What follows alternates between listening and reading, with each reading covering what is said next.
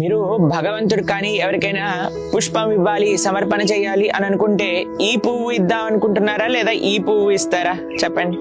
ఇది వాడిపోయి కుంగిపోయి కృషించిపోయిన పువ్వు. ఇది తాజాగా నిగనిగలాడుతూ సువాసన వెరజల్లే పువ్వు.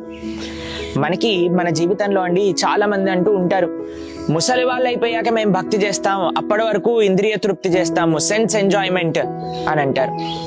ఒక్కసారి మనం వృద్ధాప్యంలోకి వచ్చాకండి, ఆ శరీరానికి ఉండే కష్టాల చేత, ఆ మనసుకుండే బాధల చేత భగవంతుణ్ణి ఆశ్రయించడం అంత సులభమైన విషయం కాదు. ఎప్పుడైతే మనం ఈ పువ్వులా తాజాగా ఉంటామో, చక్కగా మన మనసులో మన బుద్ధిలో శక్తి ఉంటుందో, శరీరానికి చక్కటి శక్తి ఉంటుందో, అప్పుడే మనం భగవంతుని ఆశ్రయించాలి. అదే సరైన సమయం.